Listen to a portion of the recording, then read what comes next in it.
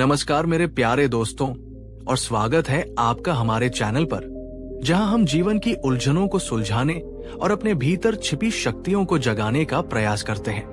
क्या आप भी उन लाखों लोगों में से हैं जो किसी सभा में बोलने से घबराते हैं, जिन्हें नए लोगों से नजरें मिलाने में संकोच होता है, जो अपने अनमोल विचारों को सिर्फ इसलिए मन में दबा लेते हैं कि कहीं कोई उन्हें जज न कर ले, कहीं उनका मजाक न बन जाए? क्या आपके मन में भी अक्सर ये डर रहता है कि लोग क्या सोचेंगे, या अगर मैंने कुछ गलत कह दिया तो, या कहीं मेरा मजाक न बन जाए? अगर हाँ, तो एक गहरी सांस लीजिए और रुकिए। ये वीडियो सिर्फ आपके लिए है, इसे अंत तक देखिएगा, क्योंकि आज हम कोई साधारण सलाह नहीं, बल्कि हजारों साल पहले भगवान गौतम बुद्ध द्वारा दिखाए गए उस मार्ग पर चलेंगे जो हमें शर्म और झिझक की इन बेड़ियों को तोड़कर एक निर्भीक और आत्मविश्वासी जीवन की ओर ले जा सकता है। तो चलिए, अपने मन के दरवाजे खोलिए और बुद्ध की प्रज्ञा के प्रकाश में शर्म और झिझक के इस अंधकार को मिटाने का संकल्प लीजिए। शर्म और झिझक कोई ऐसी चीज नहीं है जिसके साथ हम पैदा होते हैं। ये वो परतें हैं जो समय के साथ, अनुभवों के साथ और समाज की दी हुई शिक्षाओं के साथ हमारे सहज स्वभाव पर चढ़ती जाती है। बुद्ध ने कहा था, मनुष्य में झिझक और आत्मसंदेह उसी पल जन्म लेते हैं जब वो स्वयं को दूसरों से कम आंकने लगता है। जरा अपने बचपन को याद कीजिए। हमें अक्सर क्या सिखाया जाता है? ज्यादा मत बोलो, चुप रहो, बड़ों से बहस मत करो, जो कहा जाए वही करो, कोई गलती मत करना वरना सब हंसेंगे, दूसरों को देखो वो कितने अच्छे हैं, तुम क्यों नहीं हो सकते? ये बातें चाहे नेक नियत से ही क्यों न कही गई हो, धीरे धीरे हमारे कोमल मन में भय, संकोच और आत्मसंदेह के बीज बो देती है। हम ये मानने लगते हैं कि हमारी अपनी आवाज, हमारे अपने विचार शायद उतने महत्वपूर्ण नहीं है, या शायद वे गलत है, और फिर ये बीज एक विशाल वृक्ष बन जाता है। हम हर स्थिति में सोचने लगते हैं, अगर मैंने कुछ गलत बोल दिया तो लोग क्या कहेंगे? अगर सबके सामने मेरी आवाज काम गई या मैं अटक गया तो कितनी शर्मिंदगी होगी? क्या मैं इस लायक हूं कि अपनी बात रख सकूं? शायद नहीं। इससे अच्छा तो चुप ही रहना है, कम से कम बेइज्जती तो नहीं होगी। ये लोग क्या कहेंगे इसका डर, ये परफेक्ट दिखने की चाह और ये गलती हो जाने का खौफ, यही शर्म और झिझक की असली जड़ें हैं। एक आदत है जिसे तोड़ा जा सकता है। बुद्ध कहते हैं कि ये अविद्या का एक रूप है, स्वयं के वास्तविक स्वरूप को न जानना। हम अपनी अनंत क्षमताओं को भूलकर दूसरों की काल्पनिक नजरों से खुद को देखने लगते हैं। क्या आपने भी अपने जीवन में इन विचारों का अनुभव किया है? क्या ये लोग क्या कहेंगे वाली आवाज आपके कानों में भी गूंजती है? अगर हाँ, तो इस वीडियो को एक लाइक जरूर कीजिए। ये हमें बताएगा कि आप इस समस्या से जूझने वाले अकेले नहीं हैं और ये विषय कितना महत्वपूर्ण है। आपका एक लाइक हमें ये समझने में मदद करता है कि हम सही रास्ते पर हैं। बुद्ध की शिक्षाएं केवल सैद्धांतिक नहीं थी, वे अत्यंत व्यावहारिक थी। वे हर व्यक्ति की मानसिक स्थिति को समझते थे और उसी के अनुरूप उसे मार्ग दिखाते थे। ऐसी ही एक कहानी है एक युवक की जो शर्म और झिझक का शिकार था। एक समय की बात है, एक युवक था जिसका नाम था सुधीर। वो अत्यंत पढ़ा लिखा था, शास्त्रों का ज्ञाता था और उसके मन में अनेक गहरे विचार थे।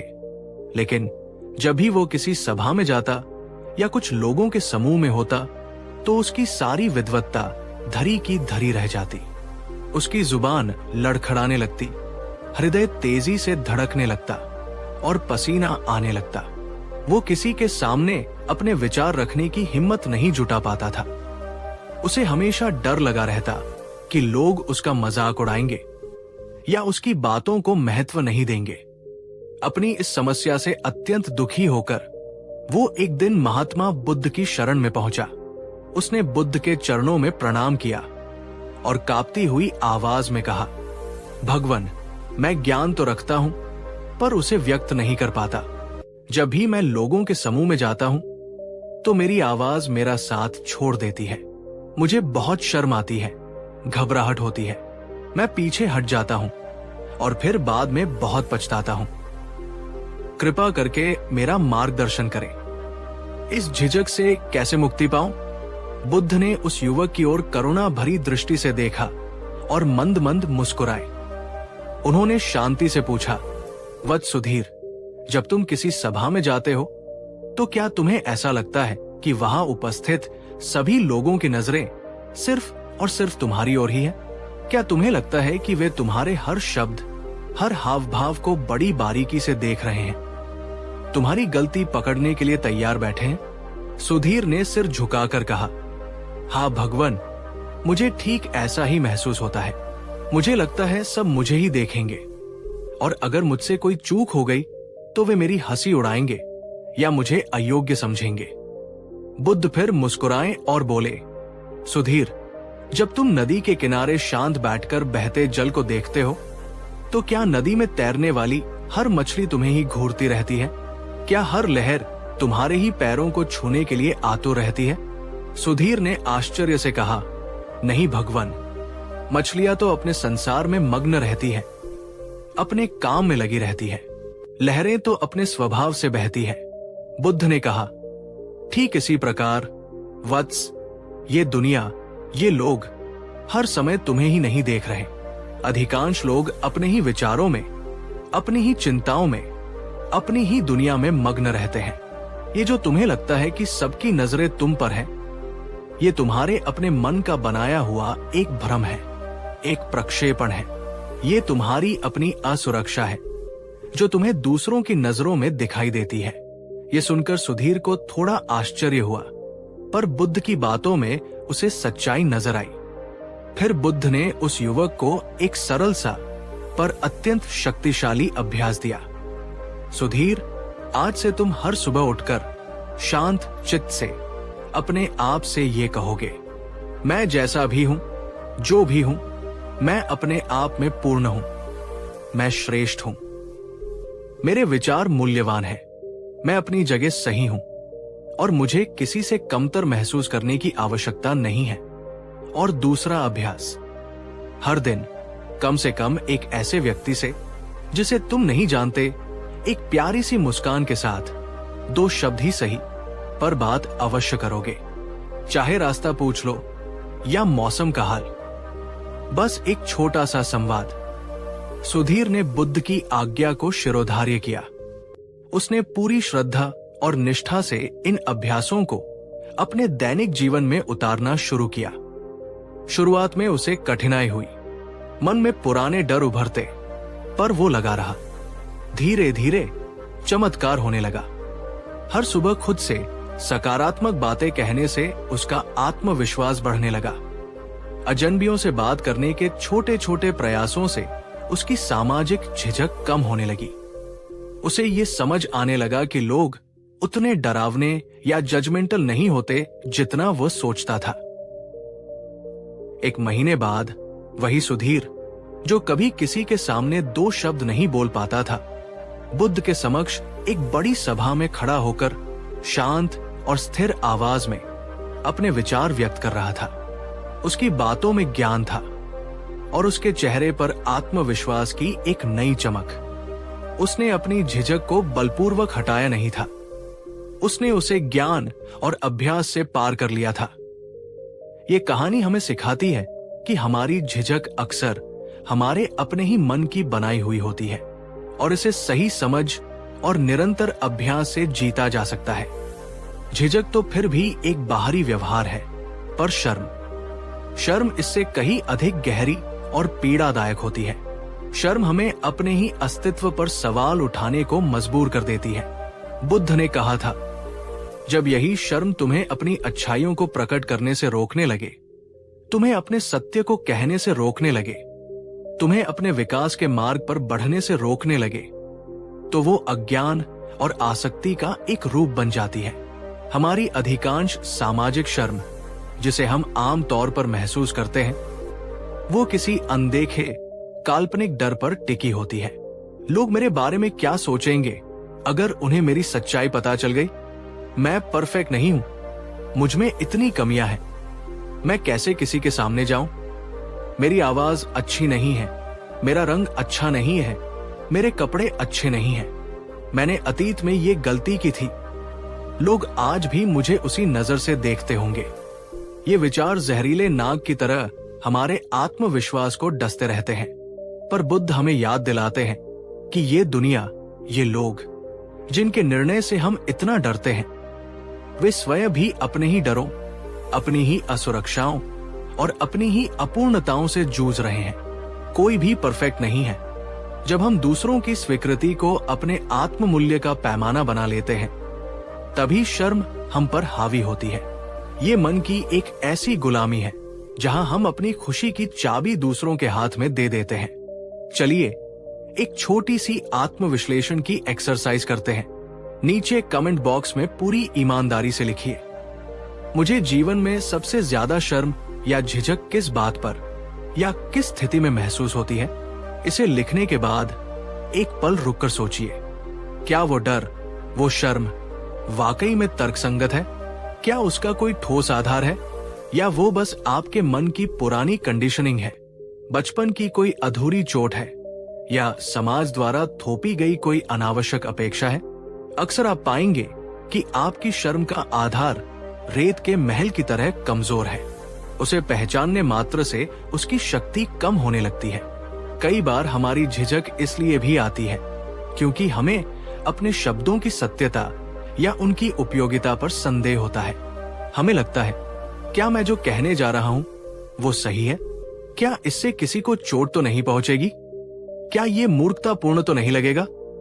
बुद्ध कहते हैं, जो बात सत्य, हितकारी, प्रिय और करुणा से कही जाए वो वाणी श्रेष्ठ है, और ऐसी वाणी बोलने में कोई झिझक नहीं होनी चाहिए।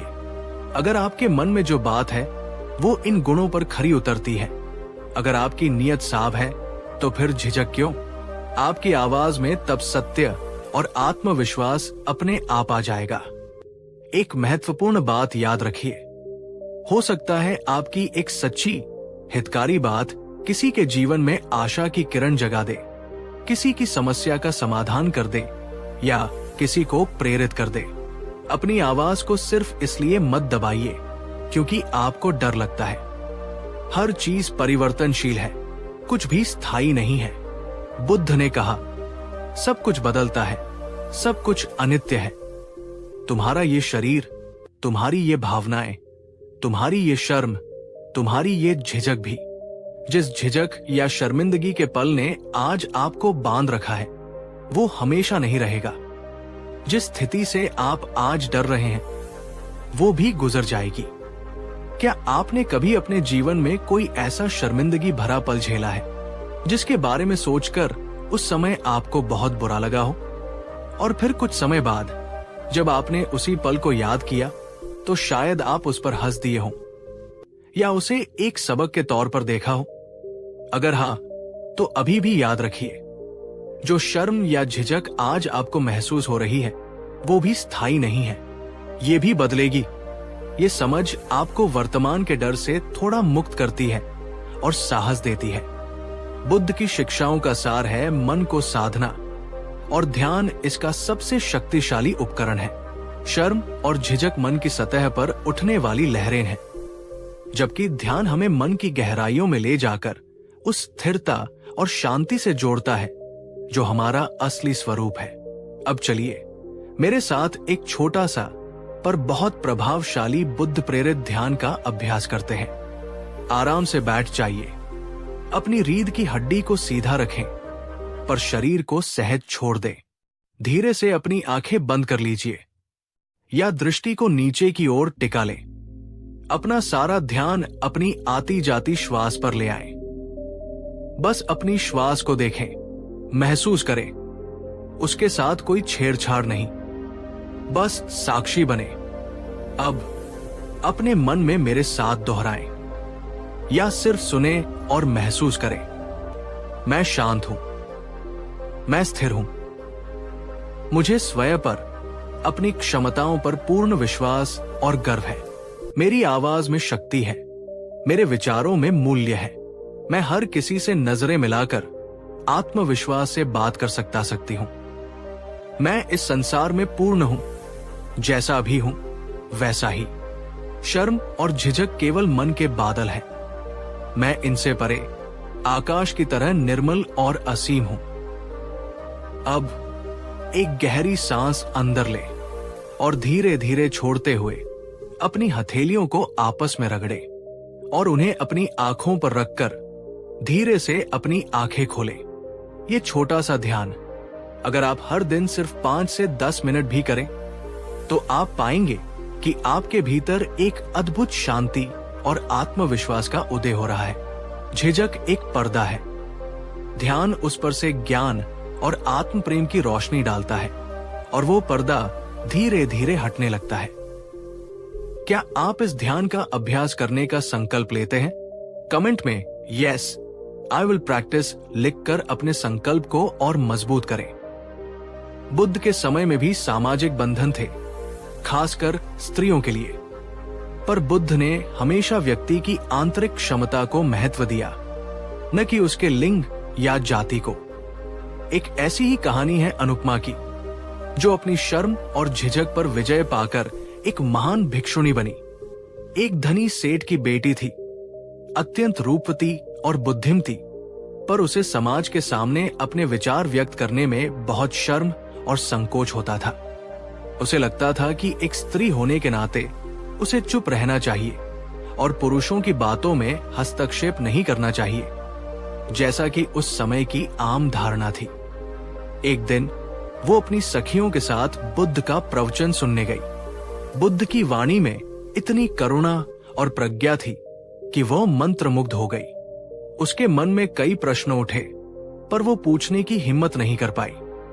प्रवचन के बाद जब सब लोग चले गए तो वो हिम्मत करके बुद्ध के पास पहुंची। उसने कांपते हुए कहा, भगवान, मेरे मन में कुछ शंकाएं हैं, पर मुझे उन्हें व्यक्त करने में शर्म आती है। लोग कहते हैं स्त्रियों को अधिक नहीं बोलना चाहिए, उन्हें चुप रहना चाहिए। बुद्ध ने उसकी ओर स्नेह और करुणा से देखा और मुस्कुराकर कहा, पुत्री, सत्य और प्रज्ञा किसी लिंग, जाति या वर्ग के बंधन में नहीं बंधे होते। यदि तुम्हारे शब्दों में करुणा है, यदि तुम्हारे प्रश्नों में सत्य की खोज है, तो वो संसार के लिए अमृत के समान है, चाहे वे किसी पुरुष के मुख से निकले या किसी स्त्री के।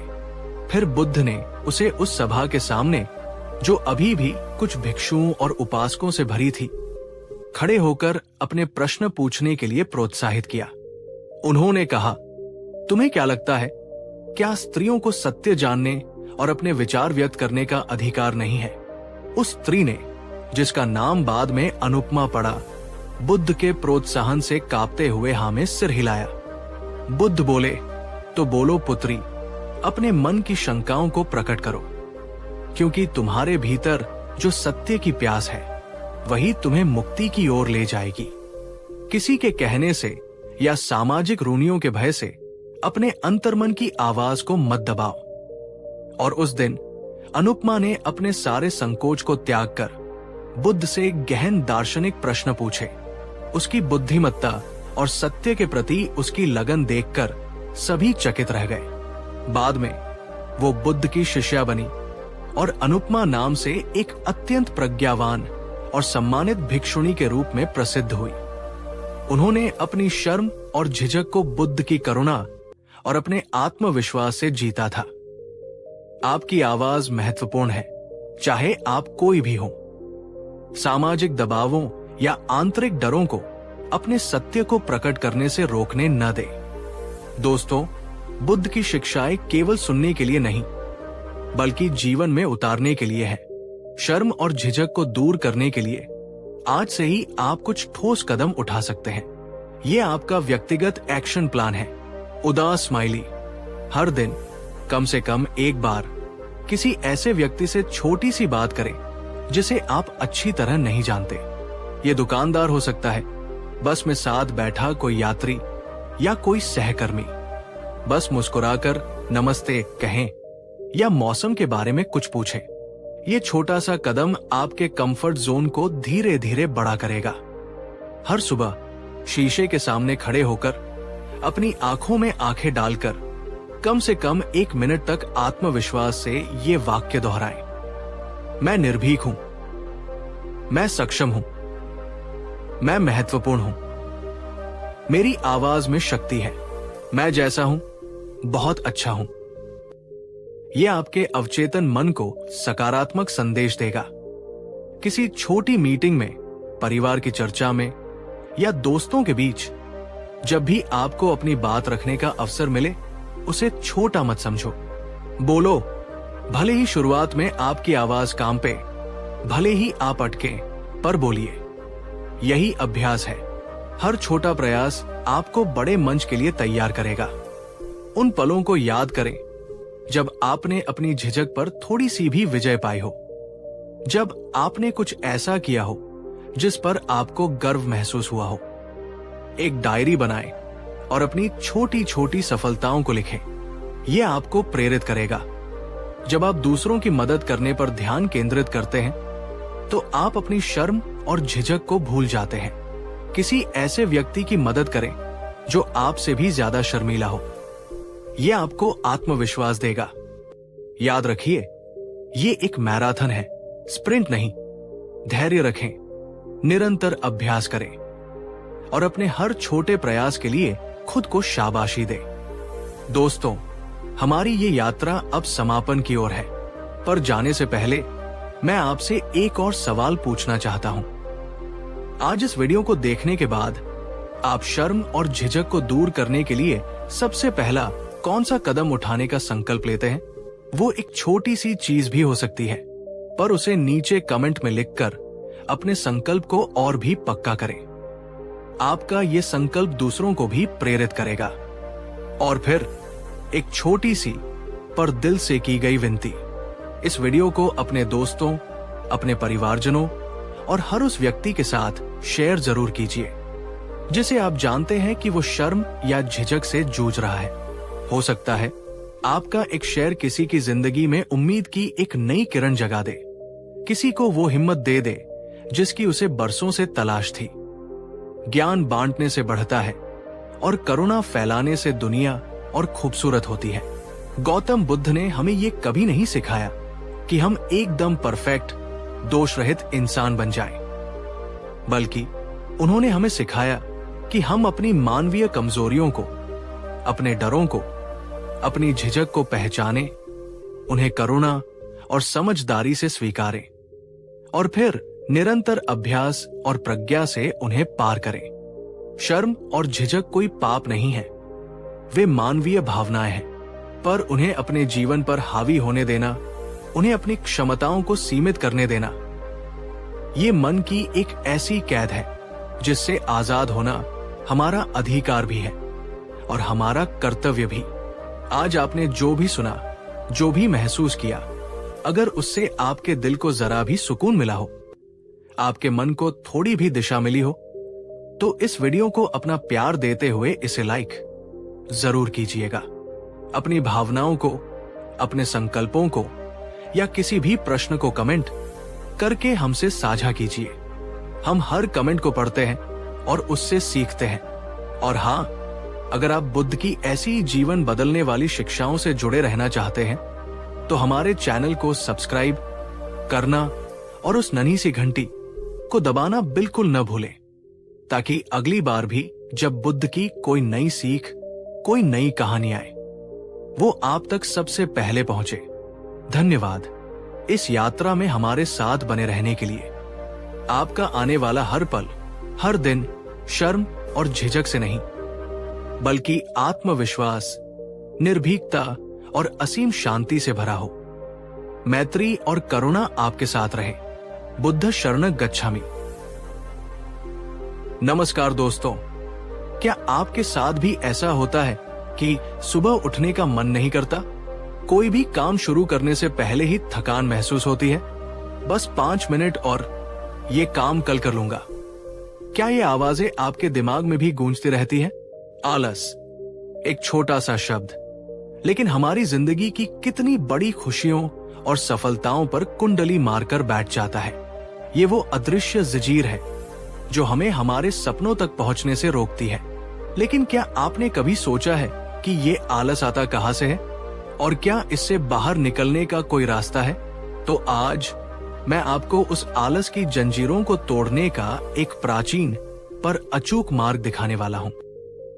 आज हम सुनेंगे भगवान गौतम बुद्ध की वो 5 शक्तिशाली बातें जो सिर्फ उपदेश नहीं बल्कि जीवन को बदलने वाली कुंजियां हैं। ये बातें आपको न सिर्फ आलस से लड़ने की प्रेरणा देंगी बल्कि आपके अंदर एक नई ऊर्जा का संचार करेंगी।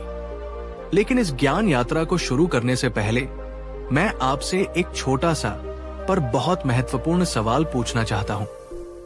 ईमानदारी से बताइए, आपकी जिंदगी में आलस की सबसे बड़ी वजह क्या है? क्या वो सुबह बिस्तर छोड़ने का आलस है, काम शुरू करने का आलस है या कुछ और? नीचे कमेंट बॉक्स में टाइप करके मुझे जरूर बताइए। मेरे आलस की सबसे बड़ी वजह है, मैं आपके हर एक जवाब को पढ़ता हूं क्योंकि हम सब इस आलस रूपी शत्रु से मिलकर लड़ेंगे। तो चलिए अपने मन को थोड़ा एकाग्र कीजिए, एक गहरी सांस लीजिए और इस ऊर्जावान यात्रा पर मेरे साथ चलिए। आलस को अलविदा कहने का समय आ गया। बहुत समय पहले कपिल वस्तु के पास एक छोटे से गांव में रोहन नाम का एक युवक रहता था। रोहन असाधारण रूप से प्रतिभाशाली था। उसकी बुद्धि तीव्र थी, कलाओं में उसकी रुचि थी और यदि वो चाहता तो किसी भी क्षेत्र में सफलता प्राप्त कर सकता था। लेकिन रोहन को एक बड़ी समस्या ने घेर रखा था, घोर आलस्य। वो सुबह देर तक सोता रहता। जब उसके माता पिता उसे काम पर जाने या कुछ सीखने के लिए कहते तो वो कोई न कोई बहाना बना देता। आज मौसम ठीक नहीं, आज मन नहीं कर रहा, कल से पक्का करूंगा। ये उसके पसंदीदा वाक्य थे। उसके दोस्त आगे बढ़ रहे थे, कुछ व्यापार में, कुछ सेना में, कुछ ज्ञानार्जन में, पर रोहन वही का वही था, अपने आलस के जाल में फंसा हुआ। धीरे धीरे उसकी प्रतिभा कुंद होने लगी। निराशा उसे घेरने लगी। लोग उसे ताने मारने लगे। एक दिन उसके पिता ने दुखी होकर कहा, पुत्र, तुम्हारे इस आलस्य के कारण न केवल तुम अपना भविष्य अंधकारमय कर रहे हो बल्कि हमें भी पीड़ा दे रहे हो। कब तक चलेगा ऐसा? रोहन को अपने पिता की बातें चुभ गई। उस रात उसे नींद नहीं आई। उसे पहली बार अपने आलस्य की भयावता का एहसास हुआ। उसने सुना था कि पास के वन में महात्मा बुद्ध अपने शिष्यों के साथ ठहरे हुए हैं और वे सभी के दुखों का निवारण करते हैं। अगली सुबह एक नई आशा और गहरे अपराध बोध के साथ रोहन बुद्ध की शरण में पहुंचा। बुद्ध एक वृक्ष के नीचे ध्यानस्थ बैठे थे। उनके चेहरे पर असीम शांति थी। रोहन ने उनके चरणों में प्रणाम किया और रुंधे गले से बोला, भगवन, मैं आलस्य का मारा हूं। मुझ में प्रतिभा है, सपने हैं, पर मेरा आलस मुझे कुछ करने नहीं देता। मैं इस बोझ से थक गया हूं। कृपा करके मेरा मार्गदर्शन करें, मुझे इस अंधकार से बाहर निकाले। बुद्ध ने धीरे से अपनी आंखें खोली। उनकी दृष्टि में न कोई डांट थी, न उपेक्षा, केवल करुणा थी। वे मुस्कुराए और बोले, रोहन, उठो। आलस्य कोई असाध्य रोग नहीं, ये मन की एक अवस्था है, एक आदत है और हर आदत को बदला जा सकता है यदि संकल्प सच्चा हो। रोहन आशा भरी नजरों से बुद्ध को देखने लगा। बुद्ध ने कहा, मैं तुम्हें कुछ बातें बताऊंगा, कुछ सूत्र दूंगा। यदि तुमने इन्हें अपने जीवन में उतारा तो आलस्य तुमसे वैसे ही दूर भाग जाएगा जैसे सूर्य के उगने पर अंधकार। और तब बुद्ध ने अपने वे अनमोल वचन कहे जो आलस्य पर विजय पाने का मार्ग दिखाते हैं। बुद्ध ने अपना पहला वचन कहा, रोहन, मनुष्य आलसी तब होता है जब उसके जीवन में कोई स्पष्ट और प्रेरणादायक उद्देश्य नहीं होता। जब तुम्हें यह पता ही नहीं कि तुम्हें जाना कहाँ है तो तुम पहला कदम क्यों उठाओगे? उन्होंने आगे समझाया, जिस प्रकार बिना पतवार की नाव लहरों के थपेड़े खाती कहीं नहीं पहुंचती, उसी प्रकार बिना उद्देश्य का जीवन आलस्य और दिशाहीनता में भटकता रहता है। जब तुम्हारे मन में एक ज्वलंत उद्देश्य होगा, एक ऐसी इच्छा होगी जिसे तुम हर हाल में पूरा करना चाहते हो, तो आलस्य स्वयं ही तुमसे दूर हो जाएगा।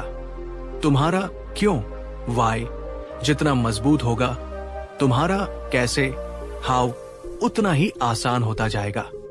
दोस्तों, अब मैं आपसे एक सीधा सवाल पूछता हूं। क्या आपके जीवन में कोई ऐसा बड़ा सपना या लक्ष्य है जिसके लिए आप अपने आलस को छोड़ने के लिए तैयार हैं? क्या आपने कभी बैठकर गंभीरता से सोचा है कि आप अपने जीवन से वास्तव में क्या चाहते हैं? कमेंट करके बताइए।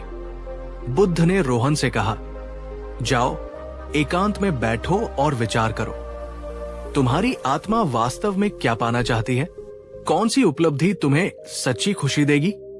जब तुम्हें वो उद्देश्य मिल जाएगा तो उसे अपने मन में गहराई से बिठा लो। वही तुम्हारी प्रेरणा बनेगा।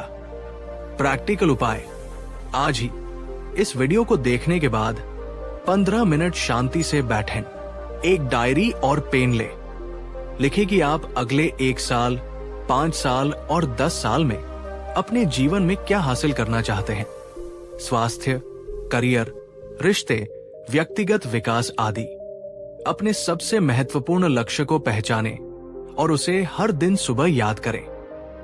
मेरे प्यारे दोस्तों, अगर आपको बुद्ध का ये पहला सूत्र महत्वपूर्ण लगा, अगर इसने आपको अपने जीवन के उद्देश्य के बारे में सोचने पर मजबूर किया, तो इस वीडियो को एक लाइक जरूर दीजिए। ये दिखाता है कि आप भी अपने जीवन को एक दिशा देना चाहते हैं। बड़े काम की शुरुआत छोटे कदमों से होती है। बुद्ध ने रोहन की ओर देखकर दूसरा वचन कहा, रोहन, अक्सर आलस्य इसलिए भी आता है क्योंकि हमें काम बहुत बड़ा और मुश्किल लगता है। उस विशालता को देखकर ही हमारा मन हार मान लेता है और हम शुरुआत ही नहीं कर पाते। उन्होंने समझाया, याद रखो, हजारों मील की यात्रा भी पहले कदम से ही आरंभ होती है। किसी भी बड़े लक्ष्य को छोटे छोटे मैनेजेबल हिस्सों में बांट लो, फिर एक समय में केवल एक हिस्से पर ध्यान केंद्रित करो। जब तुम एक छोटा कदम सफलतापूर्वक उठा लोगे तो तुम्हें आत्मविश्वास मिलेगा और अगला कदम उठाने की प्रेरणा भी। बूंद बूंद से घड़ा भरता है और छोटे छोटे प्रयासों से ही बड़े कार्य सिद्ध होते हैं। आप सबसे एक और सवाल, मित्रों, क्या आपके जीवन में कोई ऐसा बड़ा काम या प्रोजेक्ट है जिसे आप शुरू करना चाहते हैं, लेकिन उसकी विशालता देखकर ही आलस आ जाता है और आप उसे टालते रहते हैं? कमेंट में उस काम का नाम लिखिए, जैसे मुझे अपनी परीक्षा की तैयारी शुरू करनी है, या मुझे अपना घर व्यवस्थित करना है, या मुझे एक नई स्किल सीखनी है। बुद्ध ने रोहन को देखा और कहा, यदि तुम्हें पूरा जंगल साफ करना है तो एक ही दिन में करने की मत सोचो। पहले एक छोटा सा हिस्सा चुनो और केवल उसे साफ करने पर ध्यान लगाओ। जब वो हो जाए तब अगले हिस्से की ओर बढ़ो। सफलता का एहसास तुम्हें आगे बढ़ाता रहेगा। प्रैक्टिकल उपाय, अपने सबसे बड़े या सबसे कठिन लगने वाले काम को ले, उसे कम से कम 5 छोटे छोटे चरणों में तोड़े। आज सिर्फ पहला सबसे आसान चरण पूरा करने का लक्ष्य बनाए, चाहे वो सिर्फ 15 मिनट का ही क्यों न हो। इसे 5 मिनट रूल अभी कहते हैं। किसी काम को सिर्फ 5 मिनट करने का संकल्प ले। अक्सर आप उससे ज्यादा कर जाते हैं। दोस्तों, अगर आपको ये छोटे कदमों वाला सिद्धांत उपयोगी लगा और आप इसे आजमाने के लिए तैयार हैं, तो नीचे कमेंट में लिखिए, मैं आज एक छोटा कदम जरूर उठाऊंगी। आपका ये संकल्प आपकी पहली जीत होगी।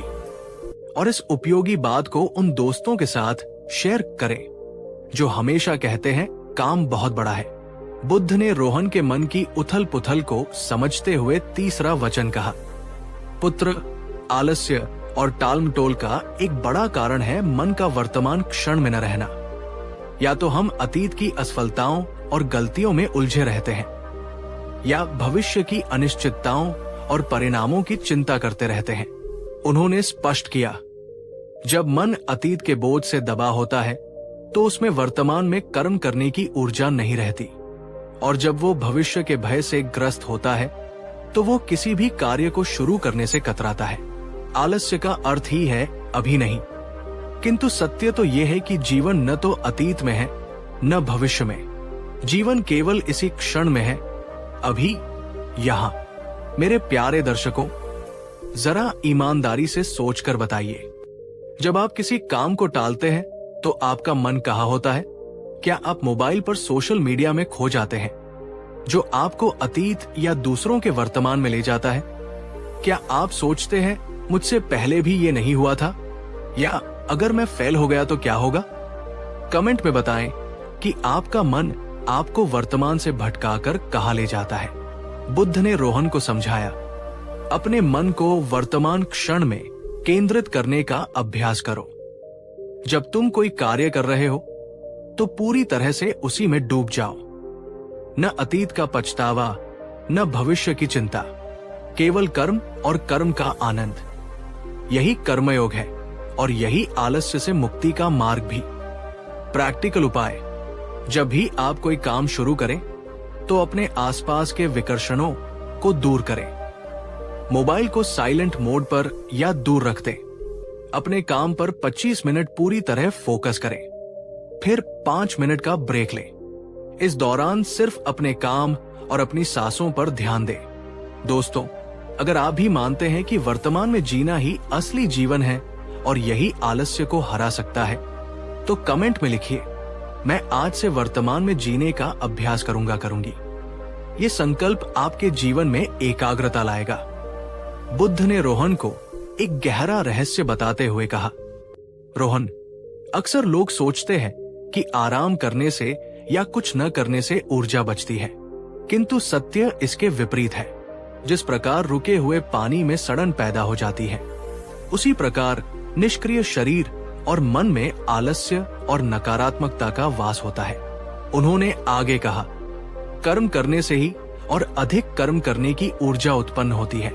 जब तुम एक छोटा सा भी काम पूरा करते हो तो तुम्हारे भीतर एक सकारात्मक ऊर्जा का संचार होता है, एक संतोष का भाव जागृत होता है। यही संतोष और ऊर्जा तुम्हें और बड़े काम करने के लिए प्रेरित करते हैं। ये एक शुभ चक्र, वर्चुअस साइकिल है। आलस्य तुम्हें क्षणिक आराम दे सकता है, लेकिन वह तुम्हारी जीवन शक्ति को क्षीण करता है, जबकि कर्म, चाहे वो कितना भी छोटा हो, तुम्हारी जीवन शक्ति को बढ़ाता है। एक महत्वपूर्ण सवाल आप सभी से, क्या आपने कभी ऐसा महसूस किया है कि जब आप बहुत आलस महसूस कर रहे हो, लेकिन फिर भी जबरदस्ती उठकर कोई काम पूरा कर लेते हैं, तो उसके बाद आप पहले से ज्यादा ऊर्जावान और खुश महसूस करते हैं? वो कौन सा काम था? अपना अनुभव नीचे कमेंट में साझा करें। इससे दूसरों को भी प्रेरणा मिलेगी।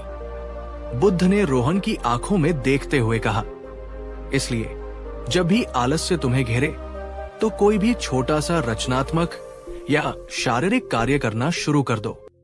बिस्तर ठीक कर लो, कमरे को व्यवस्थित कर लो, थोड़ी देर टहल लो या कोई अधूरा काम निपटा लो। तुम देखोगे कि उस कर्म से उत्पन्न ऊर्जा तुम्हारे आलस्य को भगा देगी। प्रैक्टिकल उपाय, जब भी आलस महसूस हो तो तुरंत कोई ऐसा छोटा काम करें जिसमें 5 से 10 मिनट से ज्यादा न लगे। जैसे अपनी स्टडी टेबल साफ करना, 10 पुशअप्स लगाना या किसी को एक जरूरी ईमेल भेजना। उस काम को पूरा करने के बाद मिली ऊर्जा को महसूस करें।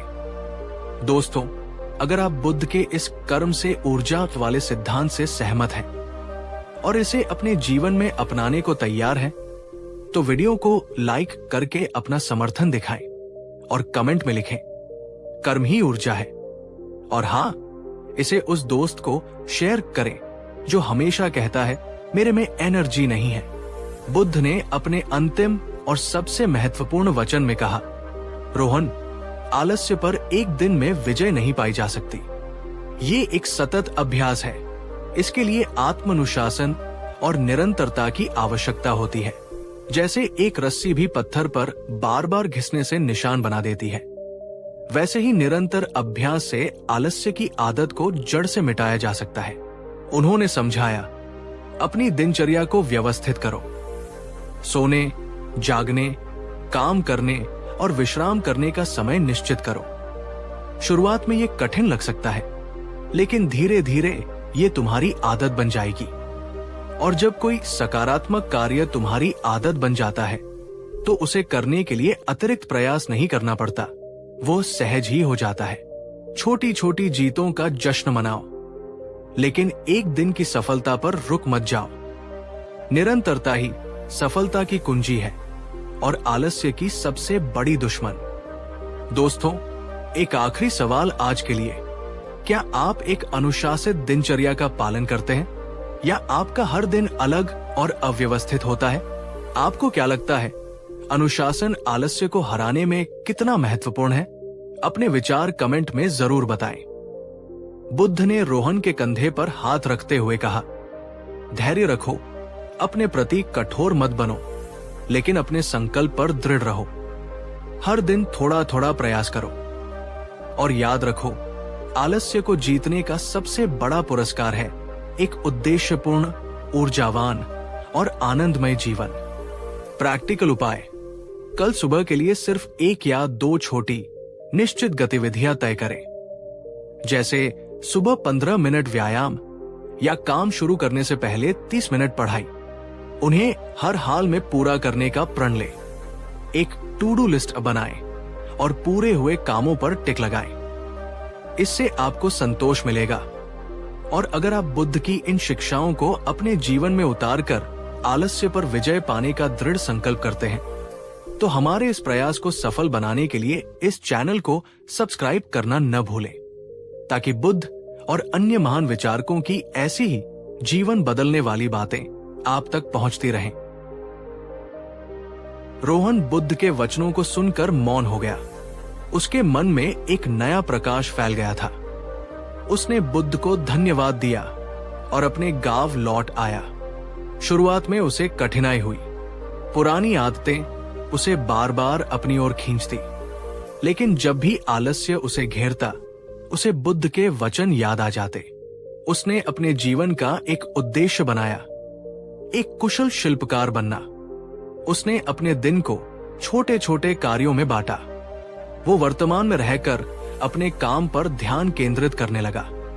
जब आलस आता तो वो कोई छोटा मोटा काम करके खुद को सक्रिय कर लेता। और सबसे महत्वपूर्ण, उसने एक अनुशासित दिनचर्या अपनाई। धीरे धीरे महीनों के अभ्यास के बाद रोहन का जीवन बदलने लगा। आलस्य उससे कोसों दूर भाग चुका था। वो गांव का सबसे परिश्रमी और कुशल युवक बन गया। उसके चेहरे पर अब निराशा नहीं, बल्कि आत्मविश्वास और संतोष की चमक थी। उसके माता पिता उस पर गर्व करते थे। एक दिन बुद्ध उसी मार्ग से गुजर रहे थे। उन्होंने रोहन को अपने काम में तल्लीन और प्रसन्न देखा। बुद्ध मुस्कुराए। उनकी मुस्कान में रोहन के लिए आशीर्वाद था। रोहन ने दौड़कर बुद्ध के चरण स्पर्श किए। बुद्ध ने कहा, रोहन, तुमने सिद्ध कर दिया कि संकल्प और सही दिशा निर्देश से किसी भी नकारात्मक आदत पर विजय पाई जा सकती है। तुम्हारा जीवन अब दूसरों के लिए प्रेरणा बनेगा। तो मेरे प्यारे दोस्तों, रोहन की ये कहानी और बुद्ध के ये 5 अचूक वचन हमें यही सिखाते हैं कि आलस्य कोई हमारा स्थायी स्वभाव नहीं है। ये केवल एक आदत है जिसे बदला जा सकता है।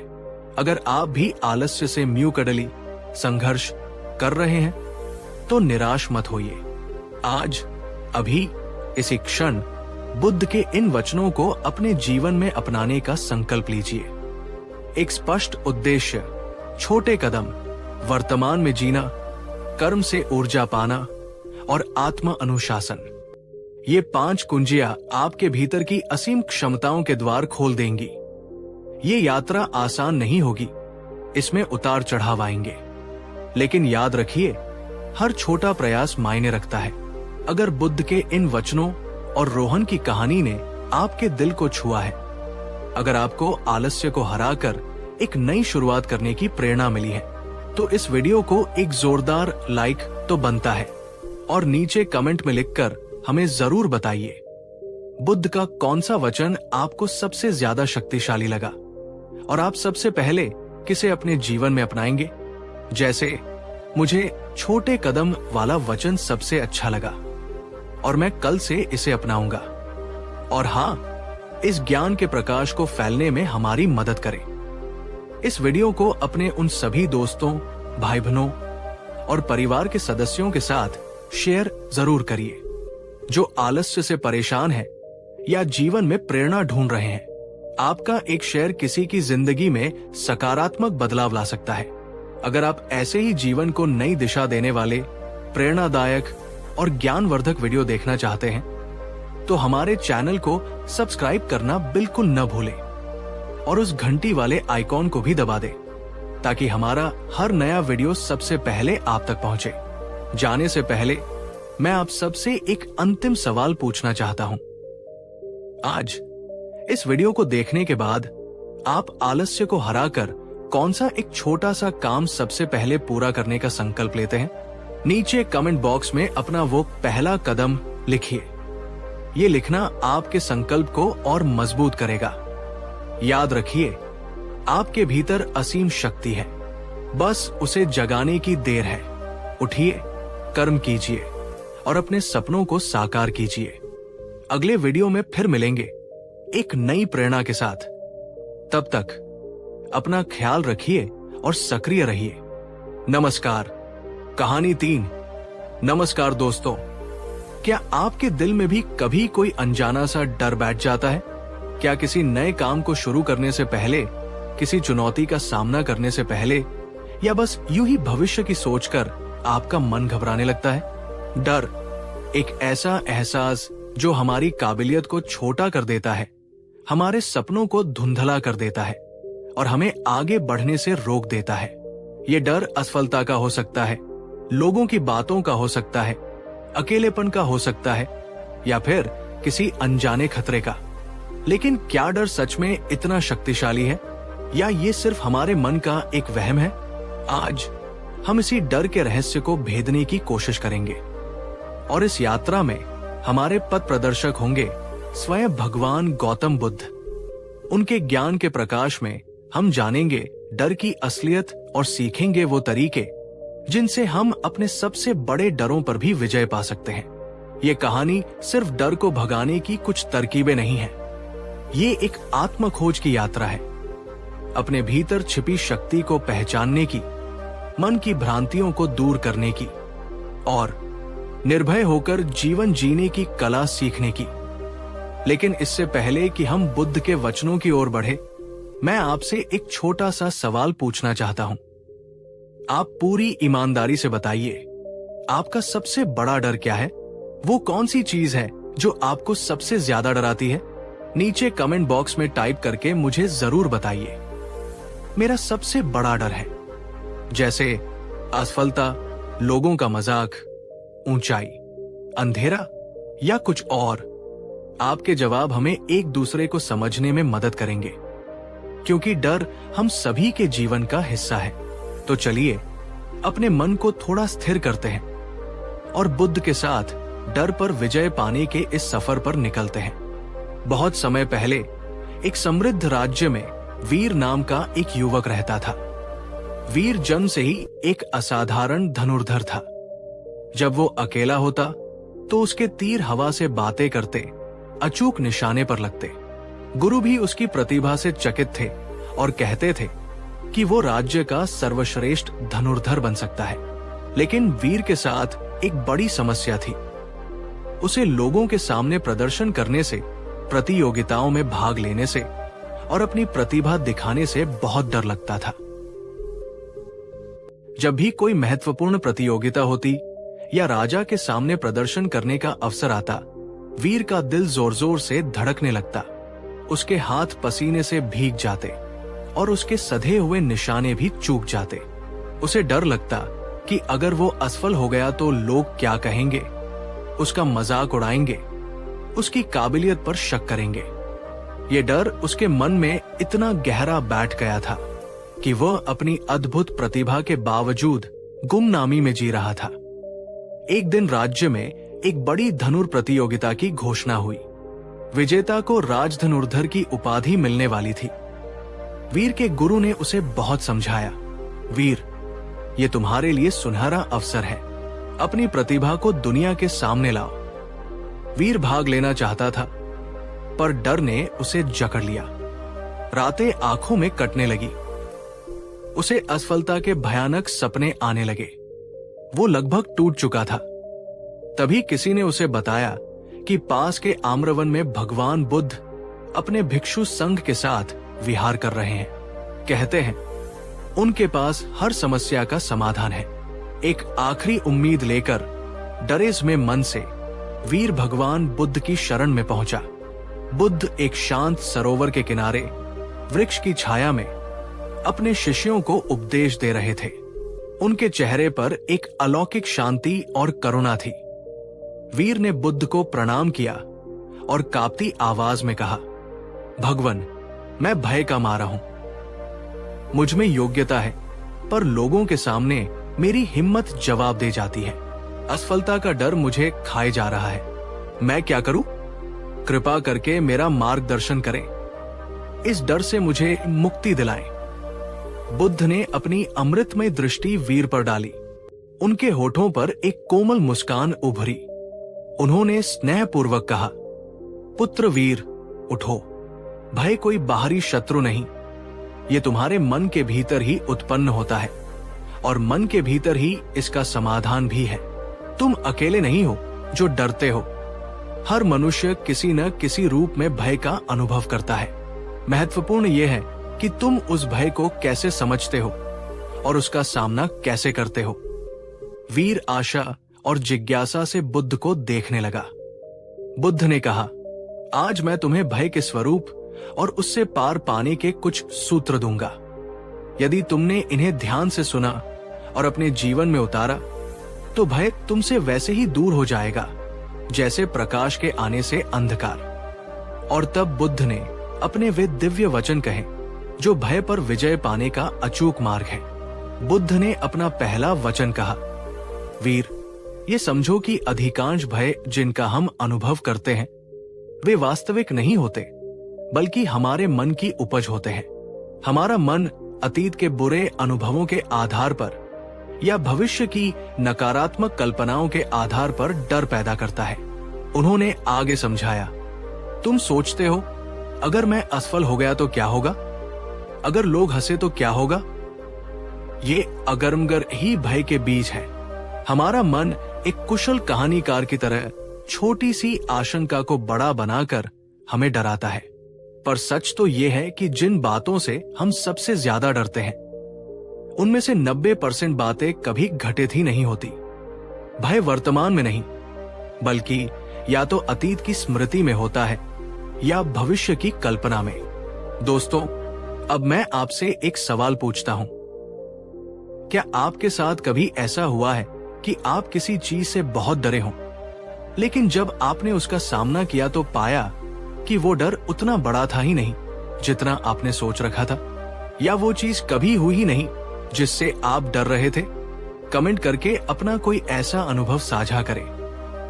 हाँ, मैं से बहुत डरता पर वो वैसा नहीं निकला। आपकी कहानी दूसरों को हिम्मत देगी।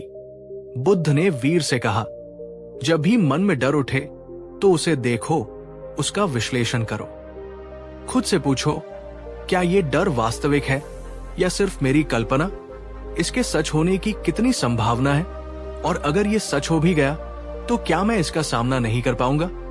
जब तुम अपने डर को तर्क की कसौटी पर कसोगे तो पाओगे कि वो अक्सर निराधार है।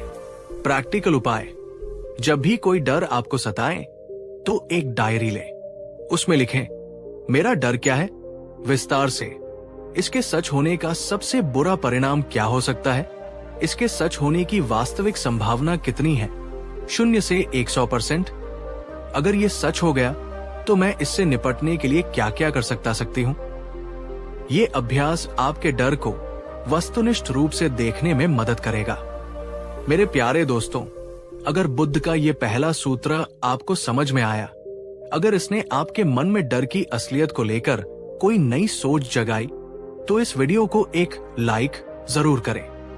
ये दिखाता है कि आप अपने डरों का सामना करने के लिए तैयार हैं।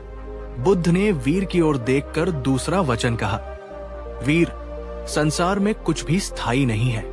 सब कुछ परिवर्तनशील है, सब कुछ अनित्य है। सुख आता है, चला जाता है, दुख आता है, चला जाता है, सफलता मिलती है, कभी असफलता भी।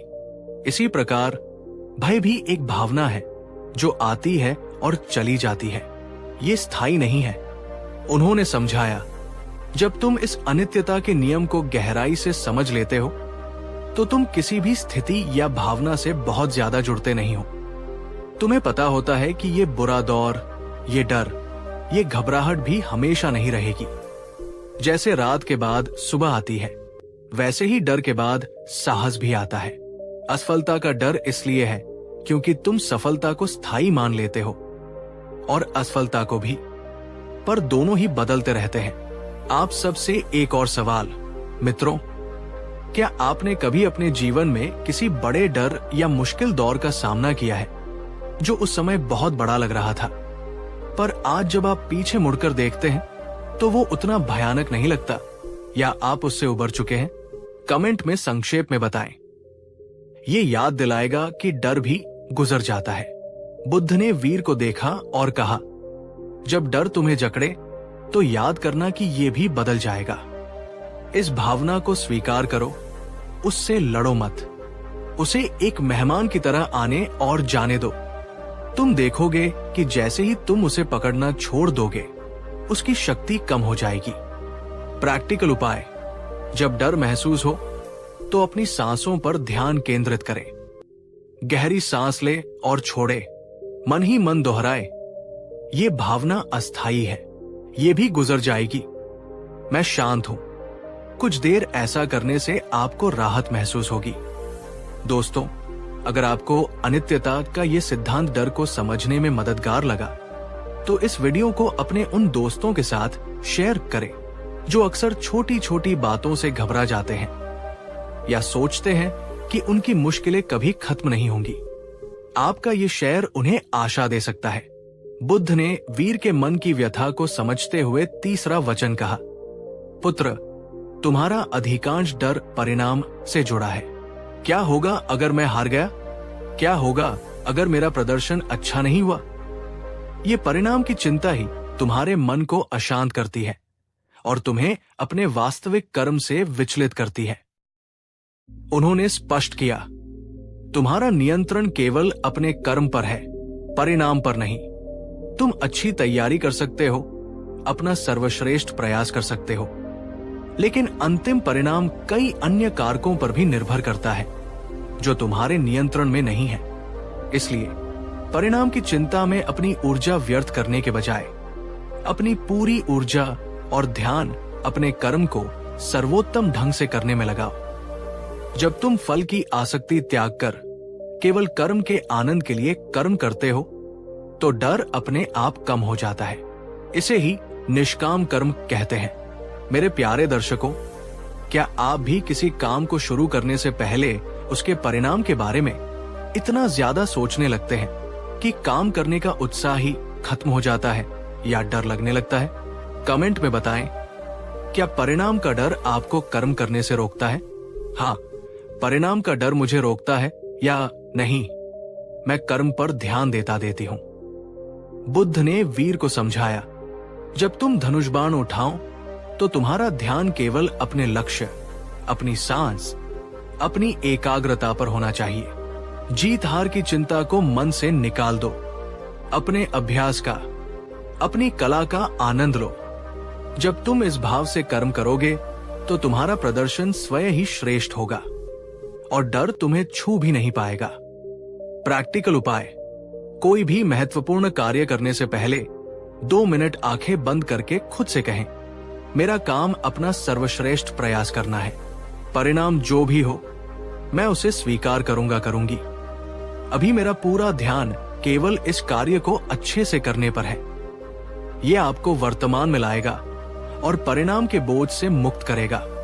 दोस्तों, अगर आप भी मानते हैं कि कर्म पर ध्यान केंद्रित करना ही सफलता और निर्भयता की कुंजी है तो कमेंट में लिखिए, मैं कर्मयोगी बनूंगी, परिणाम की चिंता नहीं करूंगी।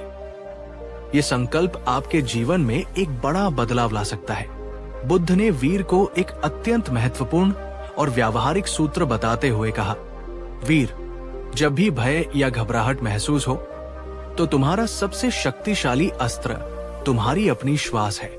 भय के समय हमारी श्वास छोटी और तेज हो जाती है, जिससे मन और अशांत होता है। यदि तुम अपनी श्वास को नियंत्रित कर लो, तो तुम अपने मन और अपनी भावनाओं को भी नियंत्रित कर सकते हो। उन्होंने आगे कहा, जब डर लगे तो रुक जाओ, कुछ गहरी, धीमी और लयबद्ध सांसें लो। हर आती जाती सांस के प्रति सजग हो जाओ। अपनी नाभि तक सांस को महसूस करो। ये सरल सा अभ्यास तुम्हारे तंत्रिका तंत्र को शांत करेगा, हृदय गति को सामान्य करेगा और तुम्हारे मन को वर्तमान क्षण में स्थिर कर देगा। श्वास शरीर और मन के बीच का सेतु है। श्वास को साधने से मन सधता है और सधा हुआ मन भय से मुक्त होता है। एक महत्वपूर्ण सवाल आप सभी से, क्या आपने कभी तनाव या डर के समय अपनी सांसों पर ध्यान देने की कोशिश की है? क्या आपने महसूस किया है कि गहरी सांस लेने से आपको कुछ शांति मिलती है? अपना अनुभव नीचे कमेंट में साझा करें। इससे दूसरों को भी इस सरल तकनीक की शक्ति का पता चलेगा। बुद्ध ने वीर की आंखों में देखते हुए कहा, प्रतियोगिता से पहले या जब भी तुम्हें लगे कि डर हावी हो रहा है, कुछ मिनट एकांत में बैठकर आनापानसती, श्वास पर ध्यान का अभ्यास करना। ये तुम्हें अद्भुत मानसिक शक्ति और शांति प्रदान करेगा। प्रैक्टिकल उपाय, प्रतिदिन 5 से 10 मिनट माइंडफुल ब्रीदिंग का अभ्यास करें। शांत जगह पर आराम से बैठें, आंखें बंद कर लें। अपना पूरा ध्यान अपनी नाक से अंदर आती और बाहर जाती सांस पर लगाएं। सांस को बदलने की कोशिश न करें, बस उसे देखें। जब मन भटके तो धीरे से उसे वापस सांस पर ले आएं। ये अभ्यास नियमित रूप से करने पर डर और चिंता को कम करने में चमत्कारिक रूप से प्रभावी है। दोस्तों, अगर आप बुद्ध के इस श्वास द्वारा भय पर विजय वाले सिद्धांत की शक्ति को पहचानते हैं और इसे अपने जीवन में अपनाने का संकल्प लेते हैं, तो इस वीडियो को जोर से लाइक करें और कमेंट में लिखें, मेरी श्वास, मेरी शक्ति। और हाँ, इसे अपने उस दोस्त को जरूर शेयर करें जो अक्सर एंजाइटी या पैनिक अटैक से परेशान रहता है। बुद्ध ने अपने अंतिम और निर्णायक वचन में कहा, वीर, भय से भागने से भय और बढ़ता है। जिस चीज से तुम डरते हो, जब तक तुम उसका सामना नहीं करोगे, वो तुम्हें हमेशा सताती रहेगी। भय पर विजय पाने का एकमात्र निश्चित तरीका है उसका सामना करना, उससे आंख मिलाना। उन्होंने समझाया, कर्म ही भय की सबसे बड़ी औषधि है। जब तुम डर के बावजूद कर्म करने का साहस दिखाते हो, तो तुम्हारा आत्मविश्वास बढ़ता है और डर छोटा लगने लगता है। पहला कदम उठाना सबसे कठिन होता है, लेकिन एक बार जब तुम चल पड़ते हो, तो रास्ता अपने आप बनता जाता है। सोचो मत कि तुम नहीं कर सकते, बस शुरू कर दो। छोटी शुरुआत करो, लेकिन करो जरूर। हर छोटा कदम तुम्हारे डर को थोड़ा और कम करेगा। दोस्तों, एक आखिरी सवाल आज के लिए, क्या आपके जीवन में कोई ऐसा डर है जिसका आप सामना करना चाहते हैं लेकिन हिम्मत नहीं जुटा पा रहे? वो क्या है और क्या आज आप उसका सामना करने के लिए एक छोटा सा कदम उठाने का संकल्प ले सकते हैं? अपने उस डर और अपने संकल्प को कमेंट में लिखें। आपका ये सार्वजनिक संकल्प आपको शक्ति देगा। बुद्ध ने वीर के कंधे पर स्नेह से हाथ रखते हुए कहा, जाओ वीर, प्रतियोगिता में भाग लो। जीत हार की परवाह किए बिना अपने डर का सामना करो। तुम पाओगे कि जिस डर को तुमने इतना बड़ा बना रखा था, वो वास्तव में उतना शक्तिशाली नहीं है। तुम्हारा साहस ही तुम्हारी सबसे बड़ी जीत होगी। प्रैक्टिकल उपाय, अपने सबसे बड़े डर को पहचाने, उसे छोटे छोटे मैनेजेबल स्टेप्स में तोड़े। सबसे पहले सबसे आसान कदम उठाएं। उदाहरण के लिए, अगर आपको पब्लिक स्पीकिंग से डर लगता है, तो पहले अपने परिवार के सामने बोले, फिर दोस्तों के सामने, फिर छोटे समूह में और धीरे धीरे बड़े मंच की ओर बढ़े। हर कदम के बाद अपनी पीठ थपथपाएं। और अगर आप बुद्ध की इन शिक्षाओं से प्रेरित होकर अपने डरों का सामना करने और एक निर्भय जीवन जीने का दृढ़ संकल्प करते हैं, तो हमारे इस प्रयास को समर्थन देने के लिए कृपया हमारे चैनल को सब्सक्राइब जरूर करें, ताकि बुद्ध और अन्य महापुरुषों की ऐसी ही जीवन बदलने वाली शिक्षाएं आप तक निरंतर पहुंचती रहें। वीर बुद्ध के वचनों को हृदय में धारण करके प्रतियोगिता स्थल पर पहुंचा। उसके मन में अभी भी थोड़ी घबराहट थी, पर अब निराशा नहीं थी, बल्कि एक नया संकल्प था।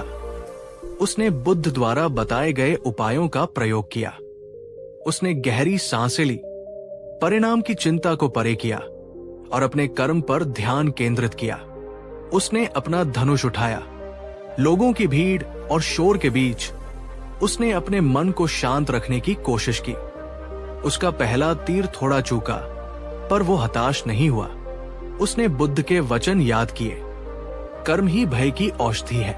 उसने दूसरा तीर चलाया, तीसरा। धीरे धीरे उसका आत्मविश्वास लौटने लगा। उसके कुछ तीर अद्भुत रूप से निशाने पर लगे। वो प्रतियोगिता जीता या नहीं, ये महत्वपूर्ण नहीं था। महत्वपूर्ण ये था कि उसने अपने सबसे बड़े डर का सामना किया था।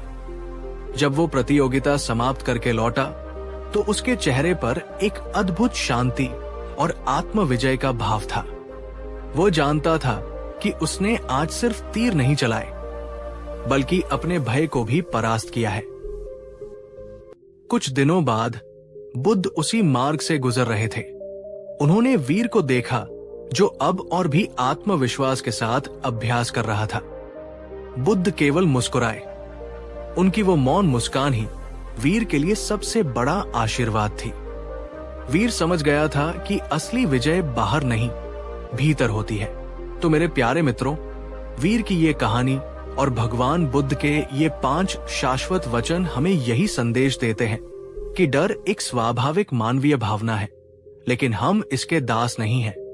हम अपने मन को साध कर सही समझ और अभ्यास से अपने गहरे से गहरे डरों पर भी विजय पा सकते हैं। अगर आपके जीवन में भी कोई डर है जो आपको आगे बढ़ने से रोक रहा है, तो बुद्ध की इन शिक्षाओं को अपना मार्गदर्शक बनाइए। समझिए कि डर मन की उपज है। सब कुछ परिवर्तनशील है। परिणाम की चिंता छोड़ कर्म पर ध्यान दें, अपनी सांस को साधें और सबसे बढ़कर डर का सामना करें। ये यात्रा एक दिन की नहीं, बल्कि निरंतर अभ्यास की है। धैर्य और साहस के साथ आगे बढ़े। बिल्कुल नीचे एक शानदार, भावनात्मक और आकर्षक YouTube मेंबरशिप इनवाइट स्पीच लिखा गया है, जो आपके चैनल पर गौतम बुद्ध की वीडियो देखने वालों को जुड़ने के लिए प्रेरित करेगा। ये वीडियो में बोलने लायक स्क्रिप्ट है। बिल्कुल नीचे एक प्रभावशाली, आत्मीय और YouTube वीडियो के लिए उपयुक्त स्पीच दी गई है, जो दर्शकों को मेंबरशिप ज्वाइन करने के लिए प्रेरित करेगी। विशेष रूप से यदि आपका चैनल गौतम बुद्ध की शिक्षाओं पर आधारित है। अगर आप गौतम बुद्ध की गहराई से भरी शिक्षाओं को पसंद करते हैं, अगर आप हर उस कहानी को सुनना चाहते हैं जो जीवन को बदलने की ताकत रखती है, तो आज मैं आपके लिए एक खास अवसर लेकर आया हूं। अब से हर रविवार मैं सिर्फ मेंबर्स के लिए एक एक्सक्लूसिव वीडियो लेकर आऊंगा। ऐसी कहानियां जो कहीं और नहीं मिलेंगी, ऐसी बुद्ध वानियां जो आत्मा को छू जाएंगी, और ऐसे ध्यानपूर्ण विचार जो मन को शांति दे। इसलिए अगर आप सच में इन अनुभवों का हिस्सा बनना चाहते हैं, तो अभी मेंबरशिप ज्वाइन करें। ये सिर्फ एक बटन है, लेकिन आपके और शांति के बीच की दूरी को मिटा सकता है। मेंबर बनिए। हर रविवार को बुद्ध के और भी करीब आइए। आपका साथ मेरे लिए बहुत कीमती है। धन्यवाद। अगर भगवान बुद्ध के इन वचनों और वीर की कहानी ने आपके भीतर एक नई उम्मीद जगाई है, अगर आपको अपने डर से लड़ने की शक्ति महसूस हुई है, तो इस वीडियो को एक जोरदार लाइक देना तो बनता ही है, और नीचे कमेंट में हमें जरूर बताइए बुद्ध का कौन सा वचन आपको अपने डर का सामना करने के लिए सबसे अधिक प्रेरित कर रहा है, और आप उसे कैसे अपने जीवन में उतारेंगे। और हाँ, इस सकारात्मक ऊर्जा को दूसरों तक भी पहुंचाइए।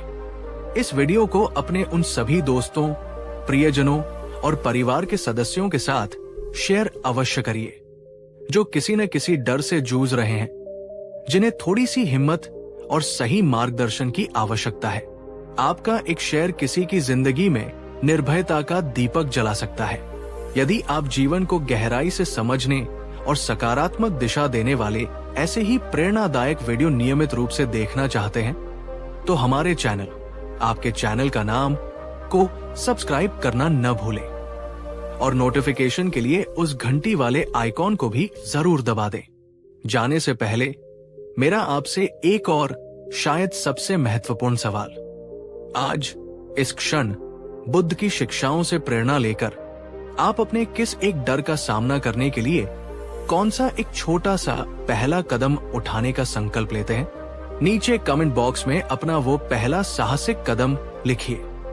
आपका ये संकल्प ही आपकी विजय की शुरुआत होगा। याद रखिए, आप जितना सोचते हैं उससे कहीं ज्यादा शक्तिशाली है। आपके भीतर हर डर को जीतने का साहस मौजूद है। अपने भीतर के बुद्ध को जगाइए और निर्भय होकर जीवन का आनंद लीजिए। अगले वीडियो में एक नई जीवन दृष्टि के साथ फिर मिलेंगे। तब तक अपना ध्यान रखिए और साहसी बने रहिए। धन्यवाद। कहानी 4। जो हुआ वो एक सपना था, चला गया। जो होगा वो एक कल्पना है, अभी आया नहीं। और इन दोनों के बीच एक छोटा सा अनमोल सा क्षण है जिसे हम अब कहते हैं। यही जीवन है, यही सत्य है। नमस्कार मेरे प्यारे आत्मिक साथियों, एक बार फिर आपका हृदय से स्वागत है हमारे चैनल पर, जहां हम मिलकर जीवन के उन गहरे सत्यों को छूने का प्रयास करते हैं जो हमें सच्ची शांति और आनंद की ओर ले जा सकते हैं। आज हम एक ऐसी शिक्षा पर गोता लगाने वाले हैं जो शायद आज के इस भागदौड़ भरे तनावपूर्ण युग में सबसे अधिक प्रासंगिक है। एक ऐसी शिक्षा जो हजारों साल पहले भगवान गौतम बुद्ध ने हमें दी और जिसने अनगिनत भटकती हुई आत्माओं को चिंता, भय और पछतावे के अंतहीन चक्र से निकालकर वर्तमान क्षण की सुंदरता और शक्ति का अनुभव कराया। वो शिक्षा है, जो हुआ उसे जाने दो, जो होगा उसकी व्यर्थ चिंता मत करो। केवल वर्तमान क्षण में जियो, क्योंकि यही एकमात्र वास्तविकता है। ये सुनने में कितना सरल लगता है ना? पर क्या हम इसे अपने जीवन में उतार पाते हैं? इस वीडियो को अंत तक देखिएगा, क्योंकि आज हम न केवल इस शिक्षा के गहरे अर्थ को समझेंगे, बल्कि बुद्ध द्वारा बताए गए उन व्यावहारिक तरीकों को भी जानेंगे जिनसे हम अतीत के बोझ और भविष्य की चिंता से मुक्त होकर वर्तमान के इस अद्भुत उपहार को पूरी तरह जी सकें। तो चलिए अपने मन को शांत करके इस आत्मरूपांतरण की यात्रा पर मेरे साथ चलिए। दोस्तों, मैं आपसे एक बहुत ही व्यक्तिगत सवाल पूछना चाहता हूं। क्या आपने कभी किसी रात अपनी आरामदायक रजाई में भी नींद में सिर्फ इसलिए करवटें बदली हैं क्योंकि आपके दिमाग में कल की कोई अनिश्चितता घूम रही थी? कोई मीटिंग, कोई परीक्षा, कोई परिणाम, या बस एक अनजाना सा डर कि कल क्या होगा? या फिर क्या आज भी इस क्षण में आपके मन के किसी कोने में किसी ऐसी पुरानी गलती, किसी ऐसे पुराने निर्णय या किसी ऐसी अधूरी बात का पछतावा दबा हुआ है जो बरसों पहले हुई थी और जिसे आप जानते हैं कि अब बदला नहीं जा सकता? अगर आपका जवाब हाँ है, तो यकीन मानिए आप इस दुनिया में अकेले नहीं हैं। हम में से अधिकांश लोग जाने अनजाने हर रोज, हर पल या तो अपने अतीत की कब्रों में भटकते रहते हैं या अपने भविष्य के काल्पनिक बादलों में खोए रहते हैं। और इस अंतहीन यात्रा में जो सबसे कीमती खजाना हमारे हाथ से छूट जाता है वो है हमारा वर्तमान क्षण, हमारा ये अभी। भगवान बुद्ध ने इस मानवीय त्रासदी को बहुत गहराई से समझा था। उन्होंने कहा, अतीत के लिए शोक करना और भविष्य के लिए अत्यधिक चिंतित होना, ये दो ऐसे चोर हैं जो तुम्हारे वर्तमान की शांति और आनंद को चुरा लेते हैं। पछतावा तुम्हारे अतीत को नहीं बदल सकता और चिंता तुम्हारे भविष्य को सुरक्षित नहीं कर सकती, लेकिन ये दोनों मिलकर तुम्हारे आज को, तुम्हारे इस अनमोल वर्तमान को जरूर नष्ट कर देते हैं। ये कितना बड़ा सत्य है। हम अक्सर अपने मन को एक ऐसी टाइम मशीन बना लेते हैं जो या तो हमें पीछे ले जाकर उन्हीं पुरानी घटनाओं को बार बार जीने पर मजबूर करती है, या आगे ले जाकर उन अनिश्चितताओं से डराती है जिनका अभी कोई अस्तित्व ही नहीं है। दोस्तों, अगर आप भी ये मानते हैं कि वर्तमान में जीना ही सच्ची आजादी है और आप इस आजादी को पाना चाहते हैं, तो इस वीडियो को अभी एक लाइक कर दीजिए। आपका ये छोटा सा इशारा हमें बताएगा कि आप इस यात्रा में हमारे साथ हैं और हम मिलकर इस कला को सीखेंगे। बहुत समय पहले की बात है। एक युवक, जिसका नाम शायद विमल रहा होगा, बुद्ध के पास आया।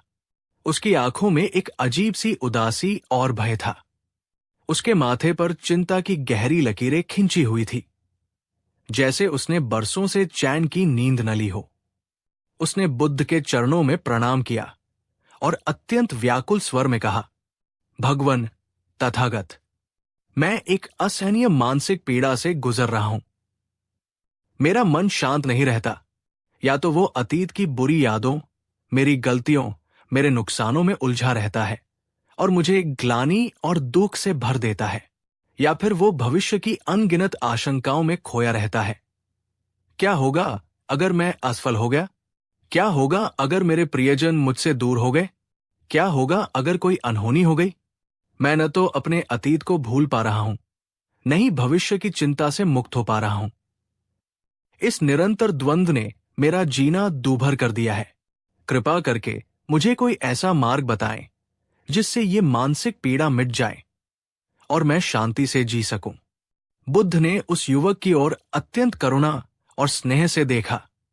वे उसके मन की स्थिति को भली भांति समझ रहे थे। वे कुछ देर मौन रहे और फिर मंद मंद मुस्कुराए।